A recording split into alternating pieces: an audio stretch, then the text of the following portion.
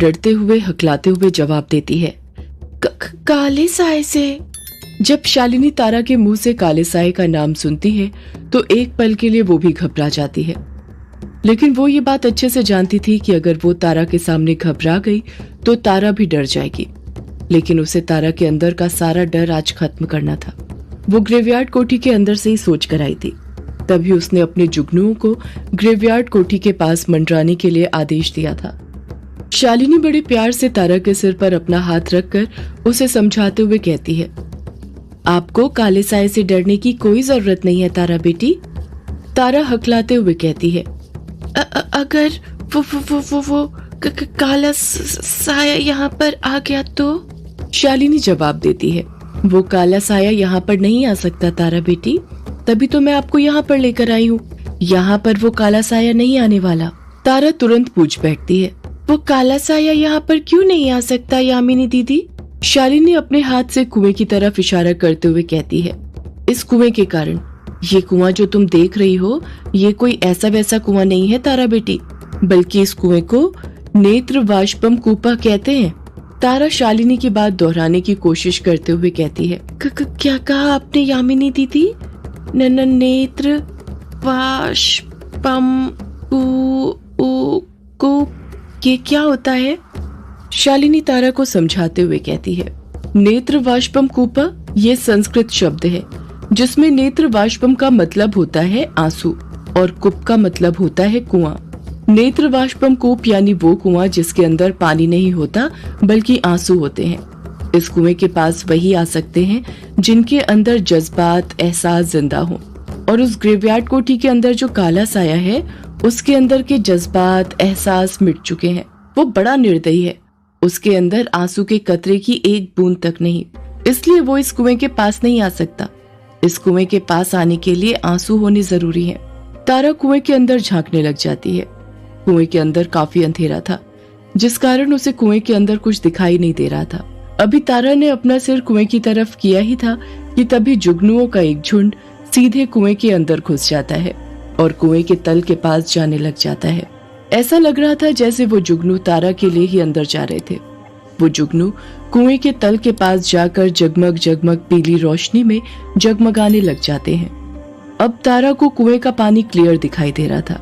तारा कुएं के पानी को देखते हुए कहती है, यानी यामिनी दीदी ये जो मुझे दिखाई दे रहा है ये पानी नहीं बल्कि आंसू है। यामिनी तारा की बात में हामी भरते हुए कहती है, हाँ तारा बेटी ये पानी नहीं आंसू है। इस कुएं की एक और खासियत है। तारा खामोश रहती है, चुपचाप शालिनी की बात सुनती रहती है। शालिनी अपनी बात आगे जारी रखते हुए कहती है, ये कुआं हमारी सारी बुरी यादें, हमारे दुख दर्द जिसे हम कभी याद नहीं करना चाहते, उन सब को अपने अंदर आंसुओं के रूप में समाहित कर लेता है। तभी इसे नेत्र वाष्पम कूप कहते हैं। तारा कहती है, तो फिर क्या यामिनी दीदी हमें वो यादें कभी याद नहीं आती? शालिनी तारा के सवाल का जवाब देते हुए कहती है, हाँ तारा बेटा कभी याद नहीं आती जब तक हम अपने आंसुओं को वापस से अपनी आंखों के अंदर समाहित नहीं कर लेते हैं। तारा चुप रहती है, पलट कर फिर कुछ नहीं कहती है, बस कुएं के अंदर एकटक नजर से देखते रहती है। शालिनी तारा के कंधों पर हाथ रखते हुए कहती है, और आज तुम्हें भी अपने अंदर के सारे दुख दर्द इस कुएं को समर्पित कर देने हैं। इंसान के अंदर का डर उसके दुख से ही शुरू होता है और मुझे तुम्हारे अंदर का डर खत्म करना है। तुम्हें पता है तुम्हारे डर की शुरुआत कब से हुई थी? तारा शालिनी से पूछती है। कब से यामिनी दीदी? शालिनी जवाब देती है, तब से जब से मायाधारी तुम्हारी जिंदगी में आई थी। आप बचपन से ही मायाधारी से डरते हुए आ रही हैं। जब उसने आपको पहली बार अपनी गोद में लिया था तब से। इसलिए आपको वो सारी यादें मिटानी होगी जिसमें मायाधारी है, तभी आपके अंदर का डर खत्म होगा। और आपके अंदर का डर खत्म होना बहुत जरूरी है, तभी आपके अंदर की महाशक्ति जागृत होगी। तारा शालिनी को देखते हुए कहती है, अगर डर तब भी खत्म नहीं हुआ यामिनी दीदी तो? शालिनी तारा को अपने ऊपर विश्वास दिलाते हुए कहती है, आपको पता है तारा बेटा, अगर हमें हमारे अंदर का डर खत्म करना है तो उसे तभी खत्म कर सकते हैं जब हमारी जिंदगी में डर की शुरुआत हुई हो। अगर हम उसे उसी वक्त खत्म कर देते हैं तो वो हमारे मन में आगे नहीं पनप पाता है, और हम वही करने जा रहे हैं। तुम्हारे डर को वहीं से खत्म करने जा रहे हैं जहां से उसकी शुरुआत हुई थी। मुझ पर यकीन करो तारा बेटा। तारा पलटकर कुछ नहीं पूछती है। उसे शालिनी की बातों पर पूरा विश्वास हो गया था और शालिनी ने तारा की आंखों में ये बात अच्छे से पढ़ ली थी। शालिनी तारा से कहती है, अब कुएं के अंदर देखते हुए उस पल को याद करो तारा बेटा, जब आपने मायाधारी को पहली बार देखा था। तारा कुएं के अंदर देखने लग जाती है और उसे पल पल का एहसास होने लग जाता है जब मायाधारी ने उसे पहली बार हॉस्पिटल में देखा था। एक एक करके तारा की आंखों के सामने वो सारे पल गुजरने लग जाते हैं जिनमें मायाधारी थी। उसे वो पल भी याद आता है जब मायाधारी ने उसे वर्चस्विनी और चार्ली को गुफा के अंदर कैद कर लिया था। जैसे जैसे तारा की आंखों के सामने मायाधारी से जुड़े पल गुजरते जा रहे थे, उसके हाथ पैर डर के मारे कांपते जा रहे थे। डर के मारे तारा पसीने में भीग गई थी। वो हाथ जो शालिनी ने तारा का पकड़ा हुआ था, शालिनी तारा के उस हाथ को छोड़ देती है क्योंकि वो चाहती थी तारा अपने डर का सामना खुद करे। यही उसके लिए बेहतर था। देखते ही देखते तारा पूरी तरह पसीने से भीग गई थी और डर उसके चेहरे पर साफ दिखाई दे रहा था। तारा ने अपना सिर कुएं के अंदर की तरफ ही करके रखा हुआ था। तारा इतना डर रही थी कि एक पल के लिए शालिनी भी उसे देखकर घबरा गई थी कि कहीं उसे कुछ हो न जाए, पर शालिनी फिर भी उसका हाथ नहीं पकड़ती है क्योंकि वो जानती थी कि तारा अपने अंदर का डर खुद खत्म कर सकती है। एक एक करके तारा की आंखों के सामने से सारे पल गुजर ही रहे होते हैं कि तभी तारा की आंखों के सामने से वो पल गुजरने लग जाता है जब मायाधारी वर्चस्विनी को तारा की आंखों के सामने नुकसान पहुंचाने की कोशिश कर रही थी और वो कुछ नहीं कर पा रही थी, खुद डरी हुई थी। उस पल को याद करके तारा की आंखें नम होने लग जाती हैं। उसकी आंखों में आंसू आने लग जाते हैं। एक स्पीड के साथ शुरू से लेकर अंत तक सारे सीन तारा की आंखों के सामने से गुजरते हैं। तारा की दोनों आंखें नम हो गई थी। तारा की दोनों आंखों में से आंसू के कतरे एक साथ झलकते हैं और सीधे कुएं के अंदर गिरने लग जाते हैं। कुएं के अंदर गिरते वक्त वो दोनों आंसू के कतरे एक दूसरे में मिल जाते हैं। जैसे ही वो आंसू की बूंद कुएं के पानी में गिरती है, टप से आवाज सुनाई देती है और कुएं के अंदर वो गूंज गूंजने लग जाती है। तारा अपनी आंखें बंद करती है और उसने अगले ही पल जब वापस से अपनी आंखें खोली तब उसके अंदर का सारा डर गायब हो गया था। वो निडर बन गई थी। वो निडरता उसके चेहरे में देखते से ही साफ समझ में आ रहा था। अब उसके हाथ पैर बिल्कुल नहीं कपकपा रहे थे। वो बड़ी साहसी नजर आ रही थी। शालिनी तारा को देखकर खुश हो जाती है और खुशी के साथ कहती है, शाबाश तारा बेटा, मुझे आप पर पूरा यकीन था। आप जरूर ये कर सकती हो। अब बस एक काम और करना है। डर तो खत्म हो गया, पर कुछ यादें हैं जो मैं चाहती हूँ वो भी आप अपने दिमाग से निकाल दें। वही आपके आने वाले भविष्य के लिए उचित होगा।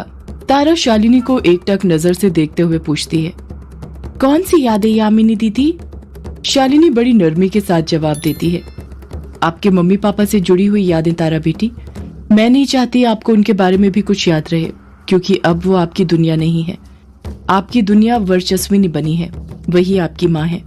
अगर देविका से जुड़ी यादें आपको याद रही तो हो सकता है आप कमजोर पड़ जाओ, और मैं नहीं चाहती कि आप कभी कमजोर पड़ो, क्योंकि आने वाले वक्त में आपको एक ऐसी शक्ति से सामना करना है जिसके सामने यदि आप कमजोर पड़ी तो सब खत्म हो जाएगा।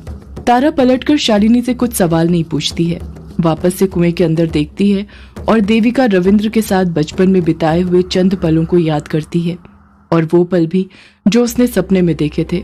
उन सारे पलों को याद करके तारा की आंखें नम हो जाती हैं और वो आंसू के कतरे भी कुएं के पानी के अंदर डूब जाते हैं। शालिनी तारा को देखते हुए कहती है, बहुत अच्छे तारा बेटी, शाबाश, आपने एक पड़ाव पार कर लिया है। अब कुछ पड़ाव और पार करने हैं। आपको पता है, आपके अंदर एक शक्ति है, शक्ति नहीं महाशक्ति।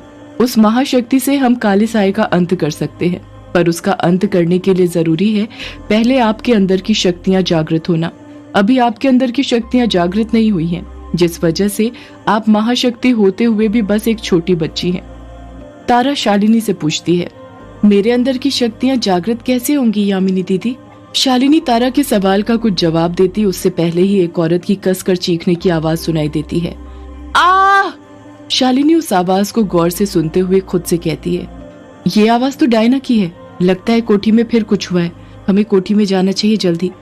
इतना कहकर शालिनी तारा का हाथ पकड़ती है और उसे लेकर ग्रेवयार्ड कोठी की तरफ जाने लग जाती है। जब वो कोठी में पहुंचती है तो देखती है कि हॉल में कोई नहीं था। युग और अभिमन्यु की बहस करने की आवाज सीढ़ियों के ऊपर वाले कमरे में सुनाई दे रही थी। जब शालिनी और तारा ऊपर पहुंचते हैं तो देखते हैं कि वो आवाज रूम नंबर 666 से आ रही थी। जब वो दोनों रूम नंबर 666 में पहुंचे तो उन्होंने देखा कि वहां पर वर्चस्विनी फर्श पर बेहोश पड़ी हुई थी।